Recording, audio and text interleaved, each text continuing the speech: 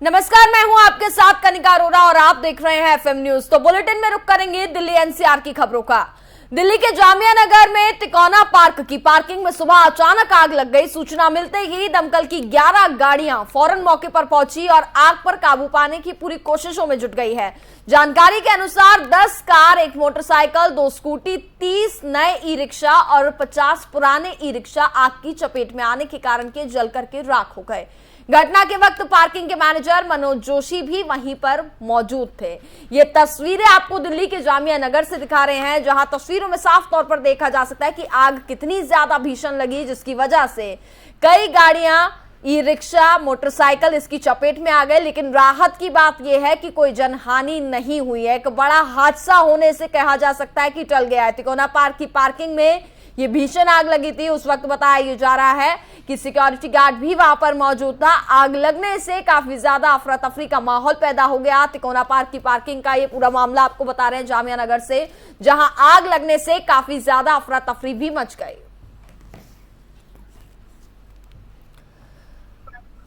और हमारे साथ ज्यादा बातचीत करेंगे हमारे संवाददाता कुलदीप शर्मा। कुलदीप, दिल्ली के जामिया नगर से जो तस्वीरें सामने आई है काफी डराने वाली रही और तस्वीरों में साफ तौर पर देखा जा सकता है कि आग कितनी ज्यादा भीषण लगी। तमाम गाड़ियां, ई रिक्शा इसकी चपेट में आ गए। लेकिन राहत की बात कुलदीप ये है कि कोई जनहानि नहीं हुई। एक बड़ा हादसा होने से टल गया, कहा जा सकता है। बिल्कुल कनिका, देखिए जो तस्वीरें हम अभी टीवी स्क्रीन पर दर्शकों को दिखा रहे हैं, इन तस्वीरों को देखकर आप आसानी से अंदाजा लगा सकते हैं कि जो आग थी वो कितनी भीषण थी और आग ने कितना भीषण रूप जो है वो ले लिया था। ये आग जो मेट्रो की पार्किंग है उसमें लगी है और बताया जा रहा है कि आग जो है वो शॉर्ट सर्किट की वजह से लगी है। हालांकि अभी इसकी आधिकारिक तौर से पुष्टि नहीं की गई है, लेकिन जो फायर डिपार्टमेंट है उसकी तरफ से ऐसी आशंका जाहिर की गई है। और इस आग की चपेट में जो पार्किंग के अंदर 50 ई रिक्शा खड़े थे वो जो है जलकर खाक हो गए। इसके अलावा 10 कारें जो पार्किंग में ही खड़ी थी वो भी आग में जलकर जो है पूरी तरीके से खाक हो गए। और उसी तरीके से कुछ 2 व्हीलर्स भी जो है वो इस आग की चपेट में आई है। आग की जो भयावहता है वो तस्वीरों से आप साफ तौर से देख सकते हैं कि आग की ऊंची ऊंची लपटें जो है वो आसमान की तरफ बढ़ती हुई नजर आ रही है। सबसे पहले एक धुएं का गुब्बार बना और उसके बाद देखते देखते आग जो है वो पार्किंग के बड़े एरिया में फैल गई, जिसके बाद स्थानीय लोगों ने फायर ब्रिगेड को सूचना दी। सूचना मिलने के बाद करीब 6 फायर ब्रिगेड गाड़ियां जो है वो मौके पर पहुंची और उन्होंने कई घंटों की कड़ी मशक्कत के बाद आग पर फिलहाल काबू पा लिया है। और इसमें सबसे बड़ी राहत की बात यह है कि जब ये हादसा हुआ तो उस वक्त पार्किंग में कोई व्यक्ति मौजूद नहीं था, इसलिए कोई भी कैजुअलिटी की रिपोर्ट जो है वो अभी तक सामने नहीं आई है। और ये गनीमत की बात है कि इस आग की चपेट में कोई शख्स नहीं आया है। जी कनिका। बिल्कुल कुलदीप, तो फिलहाल आग पर पूरी तरीके से काबू पा लिया गया है। और दूसरी बात ये कि फिलहाल जो इतनी सारी तमाम गाड़ियां हैं, मोटरसाइकिल रही, ई रिक्शा रहे, जलकर के पूरी तरीके से राख हो गए हैं। अब इसकी भरपाई कैसे की जाएगी? बिल्कुल, देखिए ये जो पार्किंग थी ये जो मेट्रो स्टेशन के पास मेट्रो जो पार्किंग फैसिलिटीज देती है वो पार्किंग थी और ज्यादातर उन लोगों की गाड़ियां थी जो अपनी गाड़ियां मेट्रो की पार्किंग में पार्क करके मेट्रो से ट्रेवल करते हैं, या फिर जो ई रिक्शा जो जलकर खाक हुए ये वो ई रिक्शा थे जिनको जो रात में अपनी गाड़ी ई रिक्शा जो है वो मेट्रो की पार्किंग में खड़े करते थे और सुबह जो है वो ले जाते थे।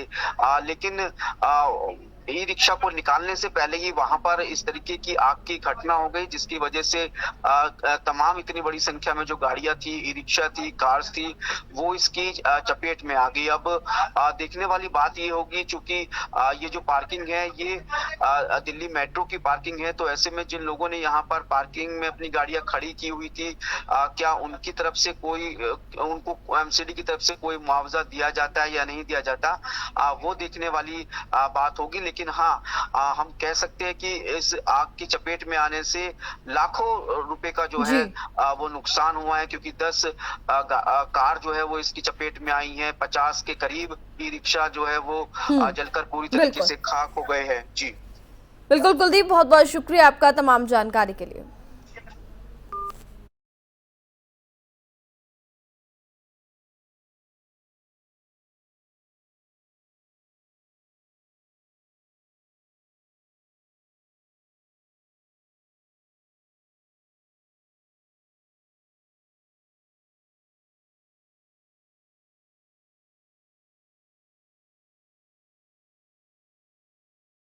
दिल्ली के जहांगीरपुरी में एक बार फिर पत्थरबाजी की घटना सामने आई है। बीती रात कुछ युवकों ने जमकर पत्थर बरसाए हैं। इस दौरान गाड़ियों में भी तोड़फोड़ की गई है। इस घटना का सीसीटीवी फुटेज भी सामने आया है। इसमें कुछ युवक पत्थर फेंकते हुए नजर आ रहे हैं। पत्थरबाजी की ये घटना जहांगीरपुरी के जे ब्लॉक की बताई जा रही है। इस घटना के बाद से इलाके में तनाव की स्थिति बनी हुई है। ये तस्वीरों में आप देख सकते हैं कि कई युवक एक दूसरे पर पथराव करते हुए नजर आ रहे हैं, जिस दौरान गाड़ियों में भी तोड़फोड़ की गई है। जहांगीरपुरी से ये तस्वीरें आप तक पहुंचा रहे हैं और इस घटना के बाद से इलाके में तनाव की स्थिति जो है वो बनती हुई नजर आ रही है।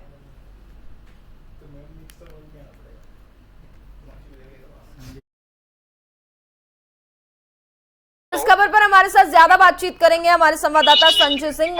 संजय, जहांगीरपुरी से एक बार फिर से पत्थरबाजी की तस्वीरें जो हैं वो सामने आई हैं। तस्वीरों में हमने देखा कि कई युवक एक दूसरे पर पत्थरबाजी करते हुए नजर आए थे। जानना चाहेंगे क्या था पूरा मामला, क्या अपडेट? अपडेट ये है कि 2 दिन पहले दो गुटों में कुछ बातों को लेकर कहासुनी हुई। उस टाइम भी थोड़ा सा माहौल बिगड़ गया। फिर रात की माहौल इतना गर्म हो गया कि दोनों पार्टी दोनों तरफ से, एक तरफ से 15 एक तरफ से 20 लड़के आ गए, अंधाधुंध पथराव कर हुए। उसके बाद लगातार उस मामले की बात करी जाए तो स्थानीय लोगों के डर के साए में जी रहे हैं, क्योंकि कई गाड़ियों को तोड़ फोड़ किया गया। अभी स्पेशल सेल के स्टाफ और क्राइम ब्रांच की टीम ने 2 व्यक्ति को उठाया है। लगातार उस मामले का पूछताछ किया जा रहा है। बिल्कुल, फिलहाल प्रशासन से इस पूरे मामले पर बातचीत हो पाई? क्या अपडेट हमें मिल पा रहा है इस पर? नहीं, प्रशासन से कोई बात नहीं हुई। और डीसीपी उषा रंगरानी के एक वीडियो भेजी थी। उन्होंने कहा कि 2 दिन पहले कुछ व्यक्ति ने आपस में ये बात को लेकर हुआ था, पीस रात में इस दौरान हो गया। और इसमें लगातार देखा जाए कि इस एरिया की बात करी जाए तो कुछ दिन पहले भी आई और जे ब्लॉक के बीच में भी पथराव हुआ था। उस मामले पे कहीं ना कहीं दिल्ली पुलिस चुप नजर आई, क्योंकि उस मामले पे सीरियस न लिया। अगर सीरियस लिया होता तो ये हालात देखने को नहीं मिलता, क्योंकि स्थानीय लोगों का कहना है कि अगर आई ब्लॉक में एक कुछ दिन पहले पथराव हुआ, उस मामले में अगर दिल्ली पुलिस एक्टिव मोड पे करती तो ये हालात आज देखने को नहीं मिलता, क्योंकि लगातार इस तरह से माहौल बिगड़ते हुए नजर आ रहा है। बिल्कुल संजय जी, बहुत बहुत शुक्रिया आपका तमाम जानकारी के लिए।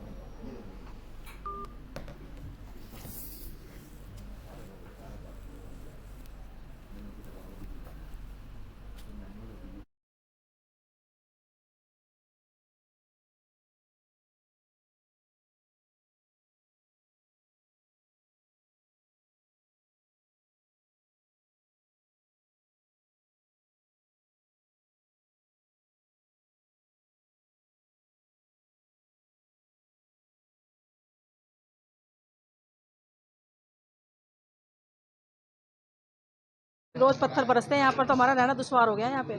क्या लग रहा है इस मामले में प्रशासन कोई काम नहीं कर पा रहा है? बिल्कुल करना चाहिए। हमारे यहाँ गेट लगने चाहिए, गेट लगने चाहिए, जब हमारी सेफ्टी होगी यहाँ पर। ये कौन लोग थे? हम नहीं जानते इनको कौन थे, ये किस लिए हुआ कुछ पता ही नहीं हमें। कितने लड़के थे? बहुत थे, उधर से भी बहुत थे, इधर से बहुत थे। हम भी सो रहे थे, सोते हुए जब यहाँ धूम धड़ाके की आवाज आई, जब बाहर निकले हम डर के मारे, देखा क्या हो गया ये रहना। लग रहा है इस तरह से क्या लग रहा है? आप सुरक्षित हैं? नहीं, सुरक्षित तो कोई भी नहीं है यहाँ पर। जो इस गली में रहता कौन है? कोई भी सुरक्षित नहीं है। छोटे छोटे बच्चे बाहर घूमते रहते, कितना डर लगता है हमें। मार्केट जाते हैं हमें डर लगता है, बाहर निकलती बार कब क्या हो जाए। प्रशासन से क्या हो तो गेट लगवा दो बस, हमारी सेफ्टी इसमें है। ज़्यादातर भाग तो नहीं सकते हम अपना घर छोड़कर। पता नहीं, इधर से ही आए थे पत्थर भगाते हुए, जानते भी नहीं हम तो उनको। कितने लोग थे? अब 15 थोड़े थे इधर के थे और 20 इधर के थे। अच्छा, क्या लग रहा है इस तरह से घटना पहले भी इस तरह से हुआ है? पता नहीं क्या लड़ाई है इनकी, भगवान जाने किसकी क्या करें। हम तो परहेज करते हैं सारा दिन अपने घर। कितने गाड़ियों को तोड़ फोड़ किए हैं? बहुत गाड़ी ठेठ तक कर गया। थोड़ा दिन पहले पिछली गली में कर गए थे। आपके भी घर पे कुछ पथराव किए थे, क्या नुकसान हुआ? पथराव 2 जगह से तिरपाल फट गया, दरवाजे के लग गई तो दरवाजा बंद कर लिया, हमारे सिर फूट गया। 2 गुटों की लड़ाई और कुछ नहीं। आपकी गाड़ी के शीशे टूटी? हाँ, ये एक्चुअली आपस में इधर आ गए थे तो उन्होंने पत्थरबाजी करी है आपस में, तो इधर मेरी गाड़ी का भी शीशा टूट ये गया। कौन लोग थे कुछ बताएंगे सर? ये आपस में झगड़ा कर रहे थे, कुछ गुंडे बदमाश लोग ही थे। कितने लमसम लड़के थे लोग? दोनों तरफ से ये 10-15 इधर की साइड के थे, 10-15 इधर की साइड के थे। अच्छा, कितने गाड़ियों को नुकसान हुई आप इस गली में? हमारी गली में 2 गाड़ियों का नुकसान हुआ और बाकी तो उधर बहुत सारी गाड़ी का सुना है मैंने। अभी तक पुलिस का क्या कार्रवाई रहा है? अभी पुलिस वालों ने आकर ये सारा लेकर गए हैं और उन्होंने मतलब कि जो भी पूरी डिटेल्स के साथ उन्होंने बात करिए। अभी कोई कार्रवाई का तो हमें पता नहीं क्या हुआ। क्या लग रहा है इस तरह से आए दिन कोई जहांगीरपुरी में पथराव हो रहा? ये पहले भी एक्चुअली कई बार होता है, कई बार इन्हें गली में हो चुका है, क्योंकि कई बदमाश जो है इधर जो कि झोपड़ी के एक्टिव है वो मतलब कि आते हैं और कुछ अब बदमाशों की लड़ाई चल रही है यहाँ पे। कल दिनांक 7 जून 2022 लगभग 11:15 बजे थाना महेंद्र पार्क में आई ब्लॉक जहांगीरपुरी में झगड़े की कॉल प्राप्त हुई थी। इमीडिएटली पुलिस मौके पर पहुंची और लोकल इंक्वायरी के दौरान पता पड़ा कि 2 दिन पहले 2 ग्रुप्स का आपस में झगड़ा हुआ था। एक ग्रुप में मोहम्मद शोएब और मोहम्मद सामिर और दूसरे ग्रुप में मोहम्मद जाहिर और मोहम्मद मुन्ना का आपस में झगड़ा हुआ था, जिसकी वजह से दूसरा ग्रुप मोहम्मद मुन्ना और मोहम्मद जाहिर अपने कुछ दोस्तों के साथ आई ब्लॉक जहांगीरपुरी पहुंचे थे दूसरे ग्रुप को ढूंढने। जब वो नहीं मिले तो नशे की हालत में उन्होंने कुछ पत्थर फेंके, जिसमें 3 गाड़ियों के ग्लासेस डैमेज हुए हैं। इसमें किसी को भी किसी प्रकार की इंजरी नहीं आई है और न ही इसमें कोई कम्युनल एंगल है, क्योंकि दोनों ही ग्रुप सेम समुदाय को बिलोंग करते हैं। इसमें से 2 लड़कों को पकड़ लिया गया है। बाकियों के लिए एफर्ट जारी है और बहुत ही जल्दी उनको पकड़ के सख्त से सख्त कानूनी कार्रवाई की जाएगी। कुछ लोग इसको कम्युनल कलर देने की कोशिश कर रहे हैं।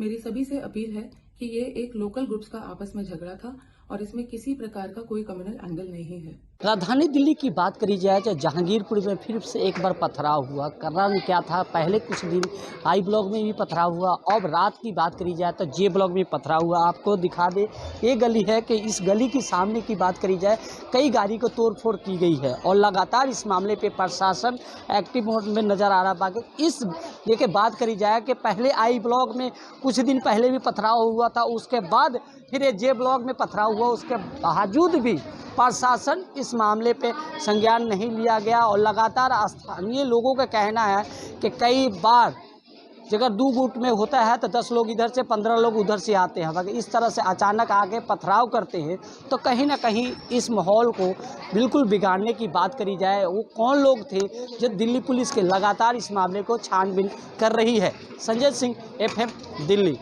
रोज पत्थर बरसते हैं यहाँ पर, तो हमारा रहना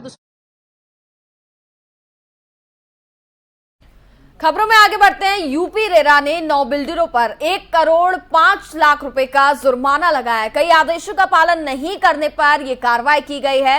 रेरा के अनुसार 15 दिन में आदेशों का पालन करना होगा। 30 दिन में जुर्माने की राशि को भी जमा करना होगा। लॉजिक्स इंफ्राटेक प्राइवेट लिमिटेड पर 22 लाख का जुर्माना लगा है। रेरा ने Uppal Chadha hitech developers private limited पर 11,54 लाख का जुर्माना लगाया है। Future world green homes private limited पर 14,80,000 का जुर्माना लगाया गया। केवी डेवलपर्स प्राइवेट लिमिटेड पर 10,71,000 रुपए का जुर्माना लगाया गया और बताया जा रहा है कि इस जुर्माने की जो भी राशि है इसको 15 दिन के अंदर जमा करनी होगी।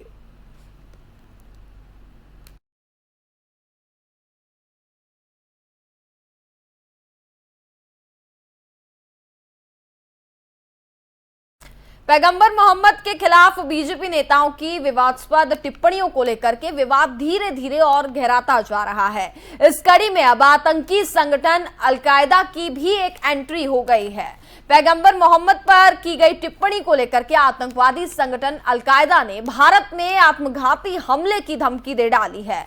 आत्मकायदा ने इसे इस्लाम का अपमान बताया है और देश के कई राज्यों में हमले की धमकी दे डाली है। बता दें कि 6 जून को एक धमकी पत्र के जरिए आतंकवादी समूह अलकायदा ने कहा है कि वह पैगंबर के सम्मान में लड़ने के लिए दिल्ली, मुंबई, उत्तर प्रदेश और गुजरात में आत्मघाती हमले शुरू करेगा।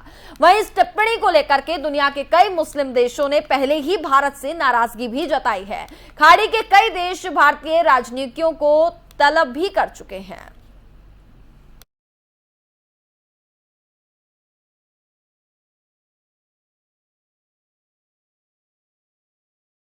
प्रदेश में लूट और अपराधों की घटनाएं दिन पर दिन बढ़ती जा रही है। बीते दिन गाजियाबाद के थाना मसूरी क्षेत्र के ईस्टर्न फेरीफिल एक्सप्रेसवे के पास शराब के ठेके की कलेक्शन करने वाले कर्मचारी की आंखों में मिर्ची डाल करके बाइक सवार बदमाशों ने कर्मचारी से 9 लाख रुपए की लूट को अंजाम दिया। जानकारी के अनुसार कर्मचारी पंकज कुमार त्यागी जगह जगह अपनी कंपनी के वाइन शॉप से कलेक्शन इकट्ठा करते थे। बीते दिन कलेक्शन इकट्ठा करने के बाद पंकज ईस्टर्न पेरिफेरल एक्सप्रेसवे के पास किसी काम के लिए रुके थे, जिसके बाद पल्सर बाइक पर दो बदमाश उनकी गाड़ी के पास आकर के रुके और उन्होंने पंकज की आंखों में लाल मिर्ची डालकर पैसों से भरा रुपया लूट लिया, जिसके बाद पीड़ित ने आंख धोकर पुलिस को सूचना दी और मौके पर पहुंची पुलिस ने घटनास्थल का जायजा लिया और मुकदमा पंजीकृत कर मामले की तफ्तीश में फिलहाल जुट गई है। कल असल में हमारा शराब का काम है, शराब के ठेके का हम काम करते हैं। तो कल मैंने एक जो है सेल्फ का चेक लिया 1,65,000 रुपये का। 2:30 बजे के करीब तकरीबन मैं गोविंदपुरम ब्रांच में पहुंचा, यूनियन बैंक ऑफ इंडिया में। वहां से मैंने 1,65,000 रुपये निकाले। उसे निकालने के बाद फिर मैं गोविंदपुरम 75,000 रुपये किसी पार्टी को दिए मैंने उसमें से, और फिर 30,000 रुपये वर्मा जी किरान वाले हैं यहाँ पर दिए सिल्वर सिटी के आसपास। वहाँ से देने के बाद उसके बाद मैं कैश कलेक्शन करने के लिए मसूरी होता हुआ देहरा ठेके पर पहुँचा। विदेशी शराब का ठेका हमारा ही है मुकेश चौहान के नाम से। तो उससे मैंने एक पैकेट वहाँ से लिया देहरे का, और वहाँ से लेने के बाद में देहरा होता हुआ धौलाना गया। वहाँ से मैंने जो है, जो हमारे पार्टनर हैं उनके पिताजी हैं नरेंद्र प्रकाश शर्मा जी, उनसे एक पैकेट मैंने सपनावत ठेके का लिया, सपनावत ठेके का लिया। इसके बाद मैं वहाँ से लेता हुआ बझेड़ा पहुँचा, और बझेड़ा जाने के बाद मैंने बझेड़ा से वहाँ का बझेड़ा ठेके का पैकेट लिया। इसके बाद में पिलखवा बस स्टैंड देसी शराब का ठेका उस पर पहुँचा मैं। तो वहाँ से हमने जो है, दो हमारे दूसरे पार्टनर हैं धीरेन्द्र चौहान जी, वे मोदीनगर साइड से पैकेट लेते हुए आए हनुमानपुरी का। 9,54,690 रुपये टोटल अमाउंट है, जिसकी डिटेल हमारे पास है, व्हाट्सएप पे भी, ग्रुप पे भी डली हुई है। कांग्रेस अध्यक्ष सोनिया गांधी नेशनल हेराल्ड मामले में आज ईडी के सामने पेश नहीं होंगी। सोनिया गांधी की ओर से नेशनल हेराल्ड से जुड़े कथित मनी लॉन्ड्रिंग मामले में पेश होने के लिए ईडी से और समय मांगा गया है, क्योंकि वह कोरोना वायरस से संक्रमित हैं और अब तक स्वस्थ नहीं हुई हैं। सूत्रों ने मंगलवार को यह जानकारी दी थी कि सोनिया गांधी गुरुवार को कोरोना वायरस से संक्रमित हो गई थी और उनकी ताजा जांच रिपोर्ट फिलहाल अभी तक नेगेटिव नहीं आई है। यही कारण है कि वह ईडी के सामने पेश नहीं होंगी और उन्होंने ईडी से थोड़ा और समय मांगा है।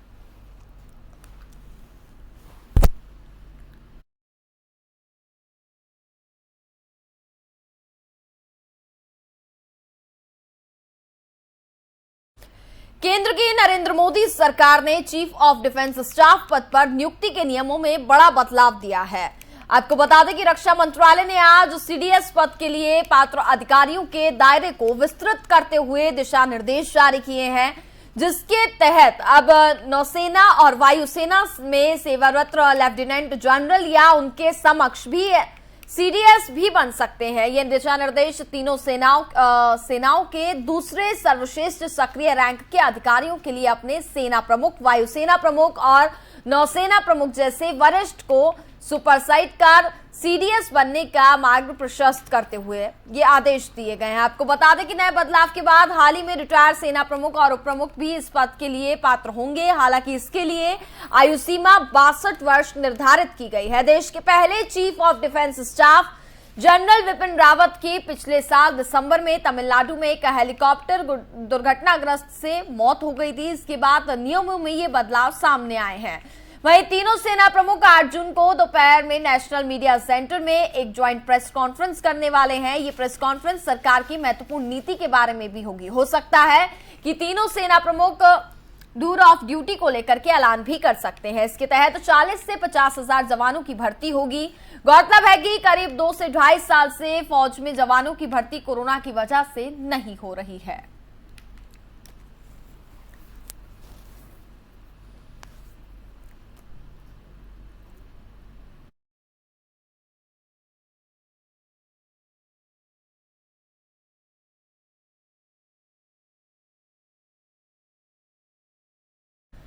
दिल्ली के स्वास्थ्य मंत्री सत्येंद्र जैन की मुश्किलें कम होने का नाम नहीं ले रही है। ईडी ने सोमवार को कोलकाता की कंपनी से संबंधित हवाला लेन देन के मामले में सत्येंद्र कुमार जैन, पूनम जैन और उनके सहयोगियों साथ ही अन्य साथियों के घरों में छापेमारी की थी।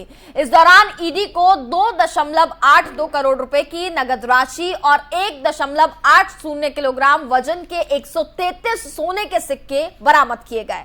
मिली जानकारी के अनुसार छापेमारी में रामप्रकाश ज्वेलर्स से 2.23 करोड़ रुपए मिले हैं। वहीं जीएस मदारू से 20 लाख रुपए और वैभव जैन ने 133 सोने के सिक्के बरामद किए। आपको बता दें कि ईडी ने अंकुश जैन, वैभव जैन, नवीन जैन और सिद्धार्थ जैन, इसके साथ ही जीएस मदारू, योगेश कुमार जैन के यहां छापेमारी की थी। तलाशी के दौरान विभिन्न आपत्तिजनक दस्तावेज और डिजिटल रिकॉर्ड जब्त किए गए हैं। 2.82 करोड़ रुपए की नगद राशि और 1.80 किलोग्राम वजन के 133 सोने के सिक्के वहां से बरामद किए गए हैं। वहीं ईडी की इस छापेमारी के बाद आम आदमी पार्टी ने केंद्र सरकार को घेरना शुरू कर दिया है। दिल्ली के सीएम अरविंद केजरीवाल ने कहा कि इस वक्त प्रधानमंत्री जी पूरी ताकत के साथ आम आदमी पार्टी के पीछे पड़े हुए हैं। खासकर दिल्ली और पंजाब सरकारों के झूठ पर झूठ और झूठ पर झूठ। आपके पास सारी एजेंसीज की ताकत है, पर भगवान हमारे साथ है।